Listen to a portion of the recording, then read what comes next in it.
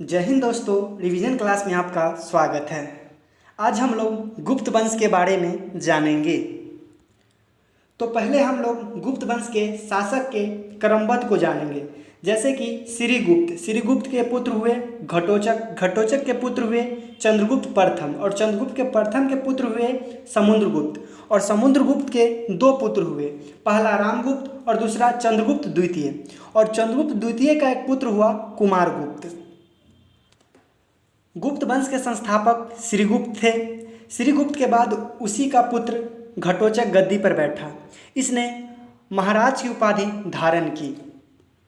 और घटोचक के बाद चंद्रगुप्त प्रथम शासक बने, जो कि 319 से 335 ईस्वी तक रहे।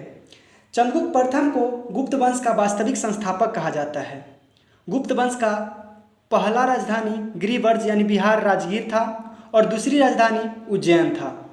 चंद्रगुप्त प्रथम का विवाह लिच्छवी के राजकुमारी कुमारी देवी से हुई थी। चंद्रगुप्त प्रथम ने चांदी का रुपयक जारी किया था और सोने की सिक्का दिनार चलवाया था। चंद्रगुप्त प्रथम ने महाधिराज की उपाधि धारण की। यह अपने राज्याभिषेक के समय 319 से 320 ईस्वी में गुप्त संवत चलाया। चंद्रगुप्त प्रथम ने अपने जीवन काल में अपना सारा राजपाट अपने सूर्योदय पुत्र समुद्रगुप्त को देकर संन्यास ले लिया। समुद्रगुप्त 335 से 375 ईस्वी तक रहे। समुद्रगुप्त कभी किसी से अपने जीवन में कभी हारे ही नहीं। इस बात का विस्तार इन्हीं का दरबारी कवि हरिसेन ने किया है। इतिहास का बिसेट ए स्मिथ ने समुद्रगुप्त को भारत का नेपोलियन कहा था। साथ ही साथ इन्हें 100 युद्धों का विजेता कहा जाता है। समुद्रगुप्त एक महान योद्धा, शासक, कवि, संगीतज्ञ थे। इन्हें कविराज भी कहा जाता है। समुद्रगुप्त एक अच्छा वीणा वादक भी थे। इन्हें कुछ सिक्कों पर वीणा बजाते हुए दिखाया गया है। समुद्रगुप्त के शासनकाल में हरिसेन व वसुबंद इनके दरबार में थे। हरिसेन ने पर्यायपृष्टि की रचना की है। समुद्रगुप्त ने अश्वमेध यज्ञ करवाया था।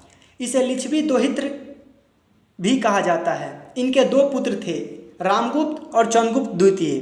तो रामगुप्त 375 से 380 ईस्वी तक शासक रहे। इनके पिता की मृत्यु के बाद रामगुप्त बड़ा बेटा होने के कारण गद्दी पर बैठा, लेकिन शकों ने आक्रमण कर अपना अपमानजनक संधि का भार लाद दिया। यानी कि रामगुप्त की पत्नी ध्रुवा स्वामी को शकों के दरबार में भेंट देना जाना पड़ता था। इस बात का पता चंद्रगुप्त द्वितीय को चला, तब इन्होंने अपने कुल का अपमान समझा और एक दिन ध्रुवा स्वामी का भेष बनाकर शक के दरबार में पहुंचा, और शक ने राजा को शिविर में ही मार गिराया। इसलिए इसे विक्रमादित्य की उपाधि दी गई। इतना ही नहीं, अपने बड़े भाई रामगुप्त को मारकर ध्रुवा स्वामी से विवाह कर लिए। चंद्रगुप्त द्वितीय 380 से 415 ईस्वी तक शासक रहे। चंद्रगुप्त द्वितीय ने वैवाहिक संबंध के द्वारा अपने राज्य को सुदृढ़ किया। इसने नागवंश की कन्या कुबेर नाग से स्वयं विवाह किए तथा अपने पुत्र कुमारगुप्त के विवाह कद्दम वंश की कन्या के साथ तथा अपनी पुत्री प्रभावती का विवाह बकाटक के राजा रुद्रसेन द्वितीय के साथ किया। इसके कुछ समय बाद रुद्रसेन द्वितीय की मृत्यु हो जाती है। तब बकाटक की गद्दी पर प्रभावती को बैठना था, क्योंकि इसके दोनों पुत्र नाबालिग थे। यहाँ भी चंद्रगुप्त द्वितीय ने अपना कुल का अपमान समझा और बकाटक को अपना क्षेत्र में मिलाकर शासक किया। इसने उज्जैन को अपनी दूसरी राजधानी बनाई। इसके शासनकाल में शिक्षा का उच्च महत्व था। चंद्रगुप्त द्वितीय के दरबार में नवरत्न रहते थे। कालिदास एक महान संस्कृत के विद्वान थे, जिन्हें भारत का शेक्सपियर कहा जाता है, जो नवरत्न में से एक थे। बारामिहिर एक खगोलीय शास्त्रीय वैज्ञानिक थे और धन्वंतरी एक आयुर्वेद चिकित्सक थे। कालिदास की पुस्तक रघुवंशम, अभिज्ञान शकुंतलम, मालवी कागजमित्रम, कुमार संभवतम, ऋतु संहार, विक्रमो वर्षीय मेघदूतम। चंद्रगुप्त द्वितीय के काल प्राचीन काल का स्वर्ण काल कहा जाता था। इसी के काल में चीन से पहला यात्री फाहियान भारत आया था। 399 से 412 ईस्वी में। देवगढ़ झांसी विष्णु का पहला 10वां अवतार मंदिर था जो इन्हीं के काल में बनाई गई थी। इसके शासनकाल में कला, वास्तुकला, साहित्य, विज्ञान एवं तकनीक अपनी चरम सीमा पर थी। अजंता के गुफाओं का निर्माण वाकाटक के शासकों ने करवाया था जो औरंगाबाद महाराष्ट्र में है। ये गुफा बौद्ध, हिंदू व जैन धर्म से संबंधित है। इसके शासनकाल में आर्यभट्ट प्रसिद्ध गणितज्ञ शून्य, पाई व दशमलव का खोज किए थे। इसके शासनकाल में ही आर्यभट्ट रोमन आर्यभट्टियम सूर्य सिद्धांत नामक पुस्तक लिखे। बारामहीर ने पंचशील नामक पुस्तक लिखे। लौह स्तंभ का निर्माण चंद्रगुप्त द्वितीय ने करवाया था। इनके बाद इनके पुत्र कुमारगुप्त गद्दी पर बैठे 415 से 455 ईस्वी तक। चंद्रगुप्त द्वितीय के बाद उसी का पुत्र कुमारगुप्त शासक बना, जिसके बिहार में नालंदा विश्वविद्यालय की स्थापना की। यह प्राचीन काल का दूसरा विश्वविद्यालय था। इस विश्वविद्यालय को 12वीं सदी में बख्तियार खिलजी ने आग लगा दिया। तक्षशिला विश्वविद्यालय महापद्मनंद ने किया था स्थापना। नालंदा विश्वविद्यालय को कुमारगुप्त ने और विक्रमशिला विश्वविद्यालय को धर्मपाल ने किया था। स्कंदगुप्त 455 से 467 ईस्वी तक रहे। कुमारगुप्त के बाद स्कंदगुप्त राजा बना और भारत को हुनो आक्रमण से बचाया। इसी के शासनकाल में सुदर्शन झील की मरम्मत करवाई गई। हुनो आक्रमण की जानकारी भीतरी स्तंभ लेख से मिलती है। अंतिम गुप्त शासक भानुगुप्त थे जो स्कंदगुप्त के पुत्र थे। गुप्तकालीन शासन, इस काल को स्वर्ण काल कहा जाता है। इस काल में फौजदारी और दीवानी मुकदमा आया।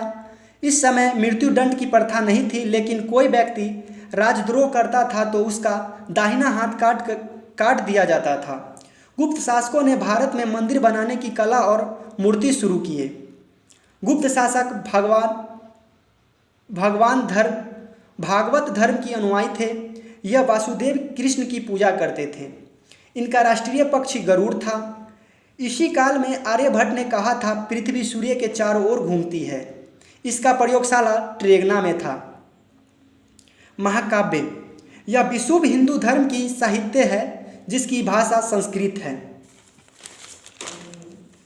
इसकी संख्या 2 है, एक रामायण और दूसरा महाभारत। रामायण यह वैष्णव साहित्य है। परंपरा में इसकी रचना वाल्मीकि ने की थी, लेकिन यह 500 BC से 500 AD के बीच का रचना है, यानी कि 500 ईसा पूर्व से 500 ईस्वी के बीच की रचना है। रामायण में कुल 7 कांड हैं, जिसमें से 5 कांड पहले रचे गए तथा 2 कांड बाद में रचे गए। रामायण में कुल 24,000 श्लोक है, इसीलिए इसे चतुर्थ विशा साहित्य संहिता भी कहते हैं। रामायण का अंतिम संकलन गुप्त काल में हुआ था। महाभारत यह एक वैष्णव साहित्य था। परंपरा में इसकी रचयिता वेद व्यास ने किए थे। इसे भी 5वीं ईसा पूर्व से 5वीं ईस्वी के बीच की रचना मानी जाती है। महाभारत में कुल 1 लाख श्लोक है, इसीलिए इसे सत्र साहित्य संहिता कहते हैं। महाभारत का पुराना नाम जय संहिता है। बदायूनी ने महाभारत का फारसी में अनुवाद किया था, जिसका नाम रजनामा था। महाभारत का ही एक अंग गीता है, जिसमें कुल 700 श्लोक हैं। महाभारत का भी अंतिम संकलन गुप्त काल में ही हुआ। इसी काल में विष्णु शर्मा ने पंचतंत्र नामक पुस्तक लिखे। फाहियान ने केवल उत्तर भारत की यात्रा की और चीनी भाषा में अपनी यात्रा विवरण तैयार किए, जिसे फो क्यों की कहा गया। फो क्यों की के द्वारा गुप्तकालीन सामाजिक व्यवस्था का अध्ययन किया जाता है। फाहियान अपने यात्रा विवरण में कैरी नामक सिक्के की चर्चा किए हैं, जिसे छोटे छोटे सामान खरीदने में प्रयोग किया जाता था। आज के लिए इतना ही, मिलते हैं नेक्स्ट क्लास में। जय हिंद। अगर आप लोग को वीडियो अच्छा लग रहा हो तो प्लीज़ चैनल को सब्सक्राइब कर लें